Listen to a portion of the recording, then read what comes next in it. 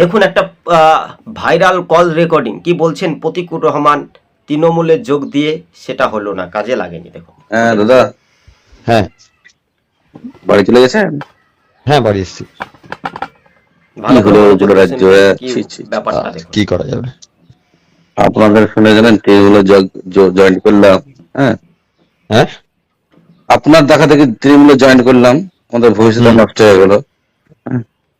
আমার সঙ্গে কথা বলে করেছো তুমি? হ্যাঁ, তুমি কি আমার সঙ্গে কথা বলে জয়েন করেছো? না না, আপনার তুমি তোমার নিজের মতো করেছো।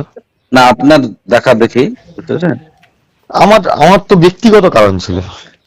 আহ, আমার তো ব্যক্তিগত কারণে আমি তৃণমূল জয়েন করেছি, আমার তো মানে আদর্শগত কারণে না। আচ্ছা আচ্ছা আচ্ছা। কিন্তু তুমি জয়েন করেছো, তুমি এখন একটা আমার ঘাড়ে দোষটা বলাতে হবে না যে দাদা তোমার দেখা দেখি গেছি, কারণ আমার দেখা দেখি আমি কাউকে জয়েন করতে বলিও নি, হতেও বলিনি। আমরা রাজনৈতিক জীবনটা নষ্ট হলে সিপিএম তো নেবেও না আমাদেরকে, বুঝতে পেরেছেন? সিপিএম যাবো তো না, আমি প্রয়োজনে বসে যাবো তাও কি আছে, কিন্তু সিপিএম যাবো না। হ্যাঁ সেটাই তো।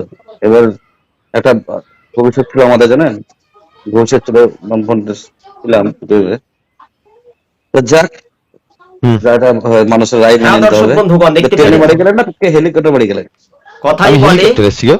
ও আচ্ছা আচ্ছা আচ্ছা, বেশ, প্রতিকুর ঠিক আছে। রহমান তৃণমূলে হ্যাঁ যোগ হ্যাঁ দিয়েছিলেন পরিবর্তন সিপিএম কে ধূলিসাৎ করার জন্য, এবং তাদেরই দল কিন্তু ধূলিসাৎ হয়ে গেল। বাংলার যিনি তৃণমূলটা চলছিল আর এই তৃণমূল দলটা কয়েক বছরের মধ্যে তছনছ হয়ে যাবে। ভিডিওটা একটু শুনতে একটু ভালো লাগছে, কেউ কারো খারাপ লাগছে, কিন্তু বাস্তবে বাস্তবে নেত্রীও একটা সময়ে ভাইরাল কল রেকর্ড করেছিলেন, আপনারা জানেন, ভবানীপুর থেকে নন্দীগ্রাম।